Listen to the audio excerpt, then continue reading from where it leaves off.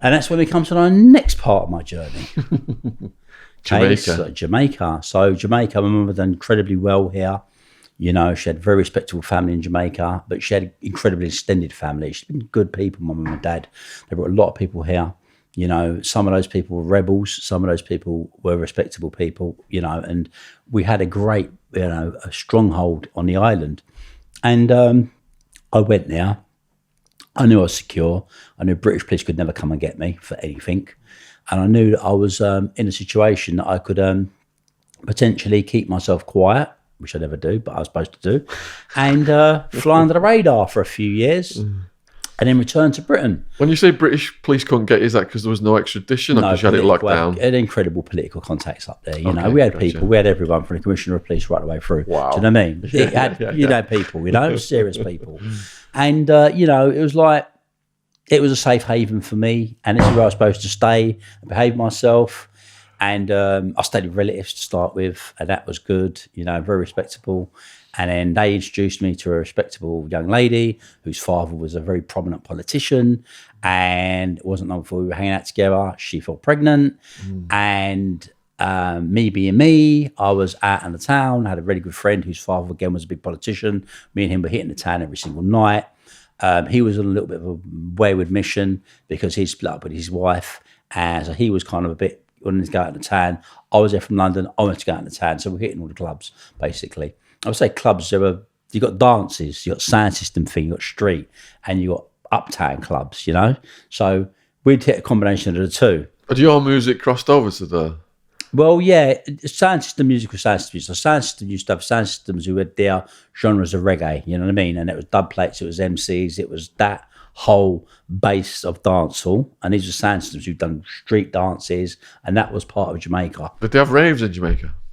No. Okay. No, that was too soon for them. Okay. Right? It was too soon for them, you know? Yeah. And they had some amazing parties, though, which I'll get to, which are great, right? And then you had clubs, like one particular one was called Godfathers. Anyway, that was where all the uptown people went, and it was really nice. And it was, you know, that kind of club, and we used to go there all the time. And then I remember what actually happened. We went to a dance, first of all, big dance. We used to go on Junction Road, and the two big sound systems play there. Super T, I think it was. Anyway, all the cars sort of park up on the side, massive sound system, huge speaker banks.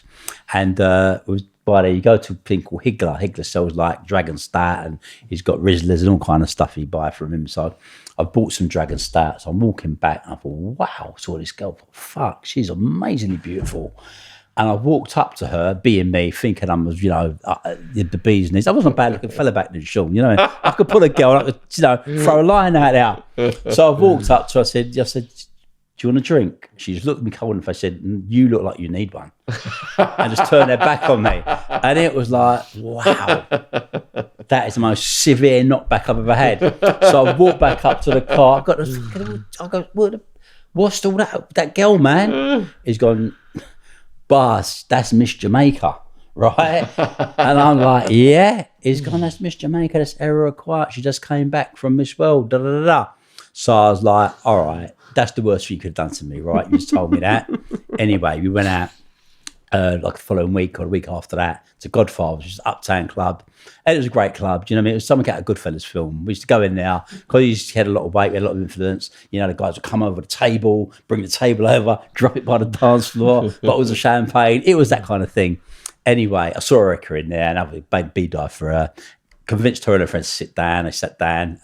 There was an incident. They went up to go to the bathroom. Two girls flew in their seats and then came back. There was a scuffle, which I won't get too far into, but cut a long story short, me and Erica ended up getting together. And it was lovely, you know, it was beautiful things, you know, in our relationship. But I was me. I was a madman, a wild man. We had a beautiful son. And now Mishka also had a child for me. So I had two children at the same time.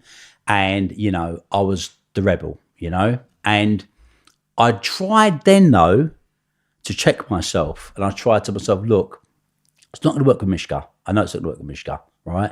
But I dearly love Erica, okay? And who wouldn't? She was Miss fucking world. Well, Miss Caribbean Queen. She came full front up. You know, it's a beautiful woman. Not just for beauty, but she, you know, she was a bit of a rebel in terms of, you know, I was out there and I was very rebellious, and someone for the first time could give me back as good as I got, right? So that was a challenge. We moved. I had a place in Kingston and stuff, which was a place called Stony Hill. And then we moved to Osharis, which was by the coast. I loved it. Had a car rental business there. And I was doing other stuff, because basically from Kingston, I had a car rental business and I used to bring in cars as well. So I had a car company I set up, Select Motor Vehicles, and I realised the profit margins were insane because cars at over 299cc, 3000cc, you pay 270% duty on them, right? Which is huge. So 2.5 times the value of the car they pay in duty. Anyway, I was in the office one day, which I took the office from my friend's dad, and he was a minister in government. So it was an amazing office in an amazing part of New Kingston. And the cleaning lady came one day and said, Mr. Andrews, she's called Mr. Andrews. Mr. Andrews said, my son's a broker. He works on the wharf. And, if you just talk to him about the cars. Anyway, I thought, why not? So I spoke to him and he said, look, I can probably get you these cars in, do you know what I mean, without the duty or very little duty. And it was like, light bulb went on. I spoke to people down here. I said, listen, this is the coup. What you do is when you send me the cars, turn the clocks up. Put them through the roof. I can bring them back down. Put 4 old tyres on them. Take off the pedals. Put some old shitty pedals on there, right? And basically do basic stuff to them that makes them look like shit. Mm-hmm. So they were then. I was buying BMWs, Mercedes, stuff like that. I had great clientele who were buying them from me. Like 10, 20, 15 grand I was paying for them. I was getting like 20, 15 grand profit on them. Do you know what I mean? Huge markup, right? And basically, I started to do that. So circumvent the customs, you know what I mean? And I was getting a good living from that. And I started to open a bike rental company. So I decided to get a bunch of mopeds stand there. And because it's very popular, Chiris is a good place for that. And one of my friends was getting bikes. He decided to throw a few nicked ones on there, won't hurt, Sandy. And fucking first customs found them. So that was into that. Do you know what I mean? That locked down the car rental business, the car import business, the bike rental business. And effectively, at the same time, other stuff was going on. I had a neighbour. This guy was a complete, this guy came from Canada, alcoholic, beautiful complex, but he used to be a real nightmare. The guy was very loud and obnoxious. He'd have a drink. 1 drink, he was funny. 2 drinks, he was on the border. 3 drinks, you couldn't deal with this guy. He used to drive around the complex with racial abuse of people, It's a Canadian guy living in Jamaica. Think about this, white Canadian, right? And I'm thinking to myself, this guy, man, anyway, I got on all right with him. It's like he almost knew not to cross that line. One day he did cross the line, had an altercation. A lot was going on with me and Erica. Our relationship was a bit in the air. I got angry. I took a pickaxe handle and I weighed this guy in, and as a result of that, I ended up...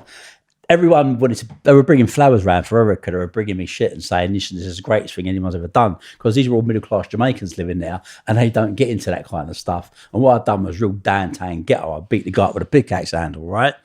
Anyway, cut a long story short, I knew the police, but Robbie, the local policeman, said, listen, Mr. Andrews, I said, I've got to arrest you for this. He says, because he's gone straight to the superintendent and he's gone there, he's gone there, and he's making a big scene about this, right? So anyway, I've gone and said, okay, so listen, he said, but it's not a problem. So I've gone to court, fucking this guy. They've gone, okay, it's discharged. He's claimed I've done this, claimed I've done that. It wasn't a big deal. Anyway, Erica and me split up by this time. And I was asked, to reappear.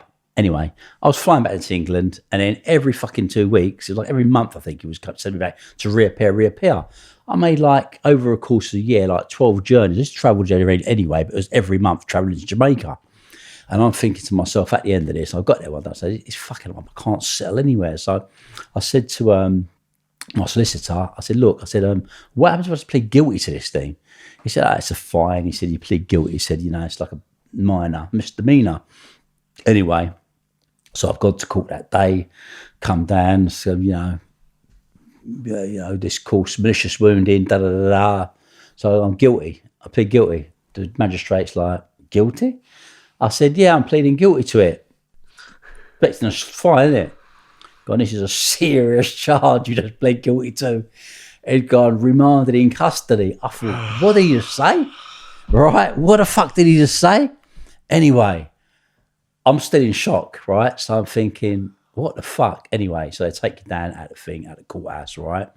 Now, you don't go straight to jail, you go to something called lockup, because lockup and you got penitentiary. Penitentiary is the jail when you get sentenced, right? Lockup is a temporary holding space. So they took me down in a police jeep to a place called, was it Warrant Bay? Not a Bay, Warrant Bay. Anyway, so I ended up there, and this was the prison, by the way. So you understand what we're talking about. This is the cell. So the cell is the size of a regular cell, which is a very small cell.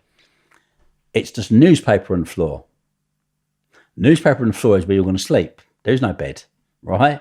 And everyone's shoes are outside on the side. Then you've got a grill and another grill, and then everyone is sitting in there, and it's hot. I mean, really fucking hot, right? And you're sitting there with 12 sweaty people. Right, okay, yeah. Some of them's vagrants who's been on the street begging. Some of them's done a murder or some shit. It's just a mad mixed pot, anyway. So I'm in this thing, I'm suffering this thing, but watching some ingenious stuff. I mean, these guys are amazing. I mean, to mosquito repellent, they used to get a piece of toilet paper, yeah, and wrap it up really, really, really fine so that you've got that, and then light it, and then the smoke would work as a repellent against the mosquitoes. And I remember boiling coffee. What it used to do is get a plastic, like a little plastic bottle. You had your soft drinks in, but they put water in it and put a piece of string and lifted it, and then get the lighter underneath it. Now, I didn't realise, but if you light the lighter under that plastic bottle, as long as the water's in it, it won't burn. All that will happen is the water will boil. Amazing stuff. So that's great, but that's fucking fine. But now, let's get serious. Anyway, they had a thing next door to it, and this is where you shower and you shit, right? In very, simple terms, the toilet was caked with shit like this. People were standing up to shit, right? And you're talking about the shower was a hole in the fucking wall. Anyway, so not very nice, to put it faintly. Anyway, luckily I had someone come to me every day, bring food, get Bucktucky, eat food and all that. Otherwise you're eating fish head and rice, which I didn't really fancy eating fish head and rice. So, incident comes one day, about a week into this remand. Fucking, I come out, because they let you out for exercise, see, on the yard. They got to.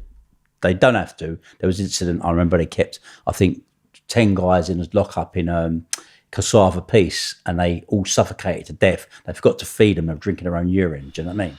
Like, this is not, human rights doesn't exist there, Shaun. Forget any prison anyone talks about going to. When you go to a third world jail like that, you're in fucking jail, man. Seriously. And so I've come out the cell one day. Bang, where's my trainers? Yeah, a fucking pair of these old smashed up things, no soles, no tongue and shit. What the fuck are they? Anyway, right? So I refused it, but I thought, what the fuck? So I've walked out on the yard now, yeah? As I walked out the yard, there's a dread with my trainers on. Thinking, there we go. Right? Because there's no fucking way he's having my trainers. Because if he's got your trainers, he's taking everything from you if you're letting him take it, right? So I think, I've got to think carefully. He's a big cunt. I've got to get round him, but I've got to wait for the perfect opportunity. So anyway, I'm thinking, all right, no problem. So, all right, next move this now. I'm going to go out next day on the yard, not say a word, barefoot, but I've got my socks. So I try and pick up a couple of nice fucking rocks, man. Yeah, right? Put the thing, stuff it down my bollocks, right? So I'm lay waiting him. So when he let us out in the morning now, I'm waiting for this fucker to get in the shower. So when he goes in the shower, I cosh him up, right? Yeah? Anyway, the guard comes, right, drags me out, English man, brr, and they throw me in a fucking separate cell. But then I'm hearing, you fucking assaulted him. No, you've got this charge. Now you've just done him, right? You could be getting 3 years for this. So I'm thinking, this is general penitentiary. This ain't nice place to end up in Spanish Town. Do you know what I mean? This is bad, bad news. Anyway, by the grace of God, my auntie, being her, you know what I mean? She's like, right, bang. She's got a big bar there, knows a lot of people there. I don't know what happened, but cut long story short, when I went back to court, right, I got $120,000 Jamaican fine, which is a reasonable fine, and a slap on the wrist. Wow. So it did turn out that luckily the magistrate supposedly drank in her bar. So, right. so let's just say it might have cost her a few quid, but I got out of there, yeah? To get your trainers back. Anyway, oh, fuck, we'll wear them after that, right? And that was that journey, and that was Jamaica lock-up, and then, it made it worse. This was a fucking hilarious one. When they put me in the second cell, the guy that was in there had fucking chicken pox. He'd left. So now when I got back now, thinking, look at this, I fucking had an outbreak of chicken pox. So when you talk about double punishment, it was a double pay of punishment I got that week. Anyway, so that was the journey, right, in terms of that. And then, people would try to sometimes control their behaviour, control what they do. I didn't. Went straight down to Jamaica, of course, as you expected me to do. And this time now, I was single man, and it was a different game. Because people here have been saying to me, look, you've got amazing contacts in Jamaica, Andrew, right? Amazing contacts, and we want to go there and work, but we can't because we all get robbed, right? Can it happen? I said, well, let's just find out.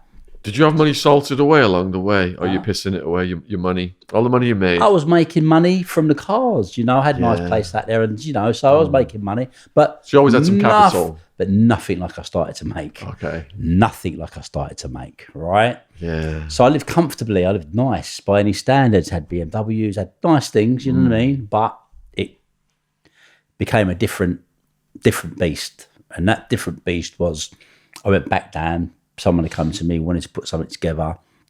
And I said, not a problem.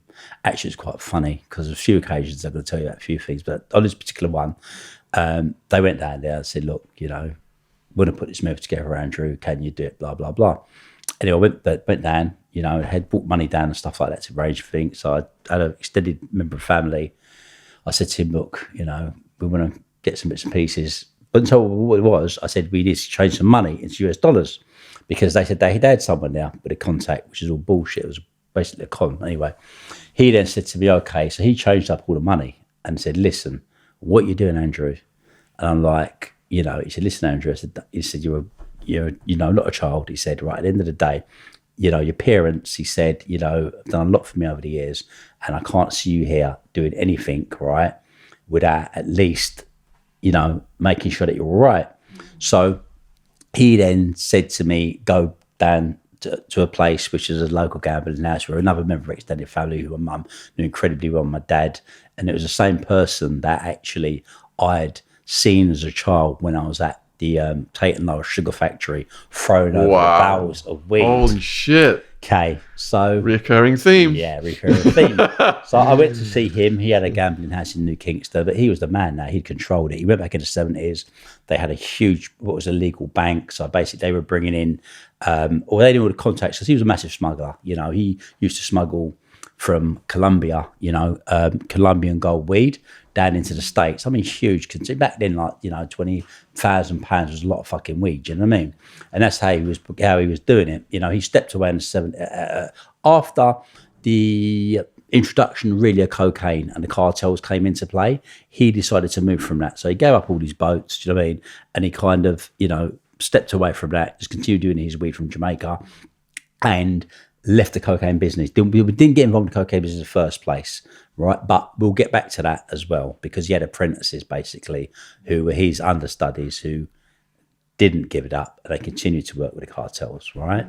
Anyway, he kind of said to me, look, if you're going to be involved in the business, he said, I've retired from the business, but I can't let you out there without knowing that you're protected. And basically he said, look, and he took on his wing. And he opened the door to me. He was a senior member of the Eastern Caribbean cartel. This guy set shit up you couldn't even imagine. He ran a legal bank, and the legal bank basically, was where he knew so many connections with so many different, people who were heavy players in the industry, and come and getting all this money in Canada, all this money in America, all this money in England, and they were bringing it back to the island. They had to transfer it back in Jamaican dollars because these guys were Jamaicans and they wanted big, massive houses and all their stuff. So he realised, as a very astute businessman, he had the connection to the business world. Those guys who had factories and they needed to get their, various, stuff from America and from Britain and from different parts of the world who needed foreign currency to do it. So he could couple it that the drug guys could exchange and he could be in the middle, so he created his own bank. Wow. Very clever man. And he was there, but he had every doorway, every connection. And anyway, he introduced me to a number of people. One of the people he introduced was a guy called Black Dooch. Blacker, he was what they call a don. And a don basically is a person that controls a constituency or an area. There's a politician in every area, but there's a don as well. And the place he was based from was called Jonestown, which is a place which borders a place called Jungle in downtown Kingston, a dominant PMP area. There are different areas. There's Matches Lane, which is PMP. There's Tivoli Garden, which is GLP. They're politically run, basically, you know. And Blacker, PMP were in power at the time. And opportunities came up, and Blacker was my he was my guide really through it, you know. So I never forget when we got involved in obviously the whole concept, because we started off doing huge amounts of marijuana, and the best way to do this is by doing it first hand experience. So it's to come down for me up in Ocherias basically, and he had two cars, a big Pajero, and he had this old like a pickup truck, you know, and then certain years, 70s, had like a muffler. And what he never did, I forget, he came up to the house when they came down, it's like fucking early in the morning, 5 o'clock. And there was a beach at the bottom of my road, literally, where the guys used to be on the beach. They had sheds there, they get fresh fish and all that. So he came down to the bottom of the thing, picked me up, drove me down there, and picked two of these fish, these red snappers. The guys cut them open, filled them with like seasoning, you know, onions and stuff like that, wrapped them up in silver paper. So I'm sitting there thinking, he's going to throw these on the grill. Instead of Blacker picks them up, right, and walks them over to the fucking to the van. I'm thinking these things are going to stink by the time we get to where we're going. And he pulls out the bonnet of the car and puts the fish in the bonnet. And I'm thinking, did I just fucking see what he just done then? Is this guy for real? Anyway, so we're driving on this long journey because we're going to a place called St. Elizabeth, basically, right, which is on the south coast of the island. So when we're going through now, we've gone like through, you know, down Runaway Bay, gone across.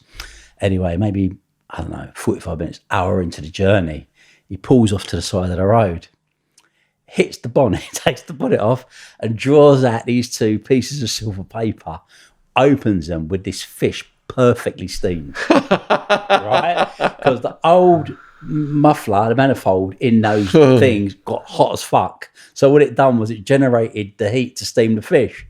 And I thought, now we're on the road. Because if this guy can improvise this, let's see where we're going to the next stop of the way. Anyway, we got into the bush, basically, that's what they call it. You're going deep into the thing. Arrived there, cut through off the dirt tracks there, arrived there, and that's where it was. That was the factory. So the ganja factory, how those used to look was this, basically. So obviously, have guys there who had weapons, because when you were setting up factory, people could come to rob you, you know? So what they'd done was this, basically, they set up all these tarpaulins, bright blue tarpaulins they were, to get the heat off you. Then you had tarpaulins on the floor, and farmers did then start coming with their crocus bag, big bags like that, full of weed. So what they'd do is you'd buy all the weed, because everyone would know that you're looking to buy volume. So, you know, you'd have maybe 20 different farmers who have got their crop and they're bringing it to you, you know, it's all dried, ready to go, but it comes as sticks and buds. That would arrive, that gets thrown in, and you got a lot of women sitting around a circle. They got these little sharp knives. They call it manicuring. So they pull off the sticks and the buds and take out the seeds, and all the buds then go into this massive tarpaulin. Then you got this massive, like the two bits of trail track you got for the railroad track. Two of those leant there with a massive car jack, the old time style one. That's welded into it. Then you've got the metal press. And obviously the presses are made according to what move you're going to do. So it could be circular, it could be square. Wherever you're going to hide the content, you make the press accordingly to press the weed. So basically it was sitting there, the guys were going, dumping this press in, they're pressing the weed down. Wow. Then he's coming off of the press, guys putting in cellophane, he's then putting tape at incredible speed with it, do you know what I mean? They're loading all this stuff up, right? And literally, you know, you got someone cooking, because cooking's a big part of it. And then you got, you know, you're cooking all kinds of stuff and that, you know what I mean? You got chicken on there burning and stuff. And everyone now is just, do you know what I mean? Working, I mean, the hot sun, and you're working. Because when you set up a camp, if you've got to say 3, 4, 5, 6,000 pound of weed to prepare, that's a lot of work, Shaun. I mean, that's shitloads, right? Anyway, so you get all that stuff done. When that stuff's ready now, the next leg of the journey, you've either got like an ambulance or you've got like a fucking sugarcane lorry, because sugarcane lorries carry the sugarcane as hard as you can imagine. If you drop that shit at the bottom of there, yeah, right, no one's searching it, no one's pulling it off, do you know what I mean? So you used to run that down from the country to Kingston, do you know what I mean? Ambulance was the best route, because they didn't stop a fucking ambulance, right?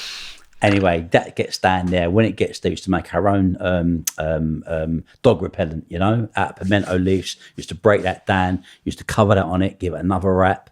Then we'd have a secure place. And then methods we had, you know, were different. We had the wolf. We could take off the back containers of the door. So we used to have stuff on there we knew was coming to England. And we'd have, you know, someone worked in that specific place. Do you know what I mean? So what we'd do is, because it was already sealed, a lot of the containers, we had a way we could get them to move the container to a different part of the wharf. And they used to go in with a forklift, drop the forklift under the 2 doors and lift the doors off without breaking the seal. Wow. Got it? So then we put the shit on there, right? And put the fucking seal back. And I mean, we done shit you couldn't believe. We had one called a sardine. So at the bottom of the container, what is, because they used to sometimes drill under the container, just to be cautious of that, right? But it was the best one to do. So we used to pull the container bottom back, basically, load it with weed. You get like thousands of pounds of weed there, right? And we used to seal back the bottom with a thing. So we put it aside, we arrived here, like a sardine tin, when you peel it back. That's just to peel back the thing. And then we used to have the back of the false wall. We used to get the false wall. We used to go back from there, maybe 2-3 foot, because pack it with boxes, so they couldn't laser pen it.